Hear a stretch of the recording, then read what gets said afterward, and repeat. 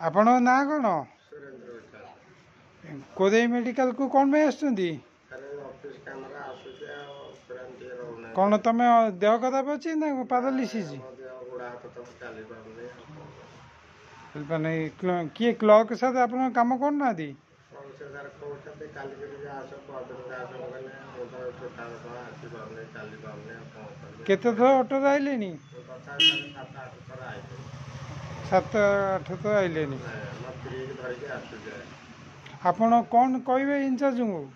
ଇନଚାର୍ଜକୁ sir ଏଇ କଥା କହିନି ଆଉ ସାର୍ ବହୁତ ଥର ଆସୁନି ମୋ କାମ କରୁନାହାନ୍ତି ଆଉ। ହଉ ଯେଉଁ କ୍ଲର୍କ ଦେଖା ହେଇଛନ୍ତି କେତେ ଥର? କେତେ ଥର ଦେଖା ହେଇଛନ୍ତି? ଦେଖା ହେଇଛନ୍ତି ଯେଉଁ 3-4 ଥର ଦେଖା ହେଇଛନ୍ତି କହିଲେ ହଁ କରିଦେବା ଆପଣ ଆସନ୍ତୁ ଆଉ ଟିକେ ମୁଁ ଟିକେ ବ୍ୟସ୍ତ ହେଉଛି। ବ୍ୟସ୍ତ ବୋଲି ଆପଣ କାମ କରୁନାହାନ୍ତି? ମାନେ ପାରାଲିସିସ୍ ପେସେଣ୍ଟ ଆପଣଙ୍କୁ 4 ଥର ଦେଖା ହେଲା ପରେ ବି କାମ ହେଇନି?